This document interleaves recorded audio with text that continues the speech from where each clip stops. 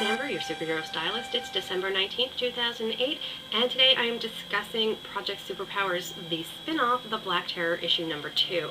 Dynamite Entertainment has been really successful with Project Superpowers, the series, and now they are spinning off on the individual characters, which helps a lot with the series because Superpowers was a bit lacking in that way. There was not enough focus, not enough time to spend on each character. I'd say we got the most out of the Fighting Yank, which was really, really great, but the Black Terror is a really popular character. His series is now started, and issue number 2 is out, and this helps a lot. I am praising issue number 2 of Black Terror today. Let me tell you, I can't say enough good things about it.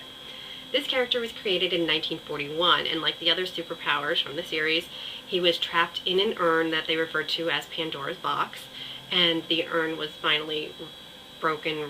They were all released, except for the Black Terror's sidekick, Tim.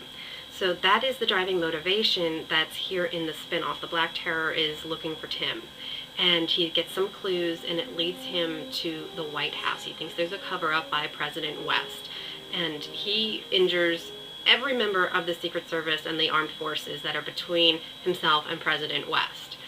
I don't typically like super political comic books. I don't like talking about politics because it's very dramatic, people get very passionate, and they just start screaming and stop listening. So I was just so touched by this book that even though I disagree with Alex Ross's views, I love him as a person. I got to talk to him and meet him, and he's great. I think he's one of the most talented people ever to grace the comic book industry. But this issue is just brilliant. I know why he went this way. He's a big Obama supporter. So what we have here is the Black Terror attacking the White House,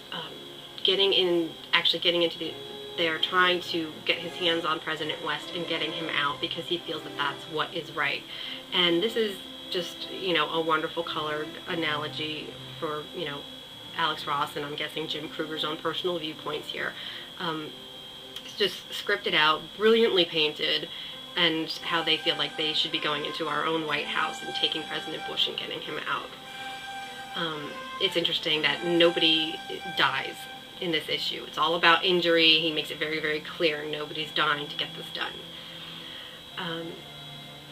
So what I wanted to do, a little bit different today, is I want to read to you some of the passages that are part of the Black Terror's monologues here because they're just so well done. So we have the Black Terror talking to Abraham Lincoln's statue, and I know people are already comparing Obama to Lincoln, so I'm guessing this is where this goes.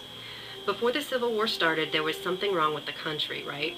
Back when I was a pharmacist, I knew what sickness was. This nation, like a body, is built on a system of inner reactions. If one part breaks down, they all begin to go. An infection, if not treated, can then become a cancer. And while some medicines can treat it, generally a cancer requires violence to bring about restoration.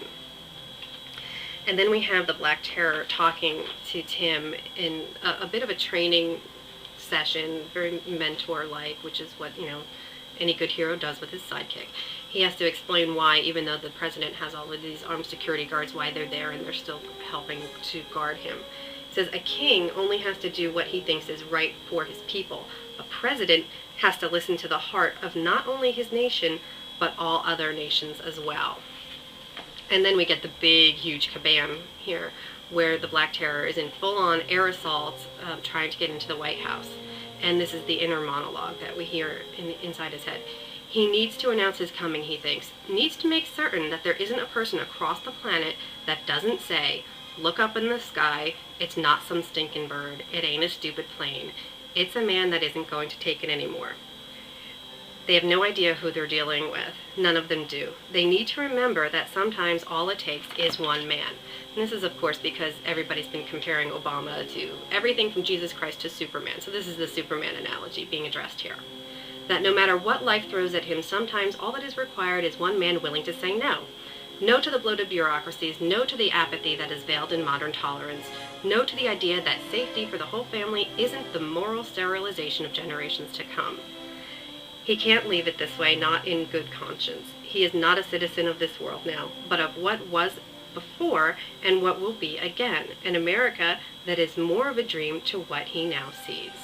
He does not speak of revolution, but an older idea, something lost before the corruption of the coming of civilization. The closest word for this, if it were still a word to be used, mutiny.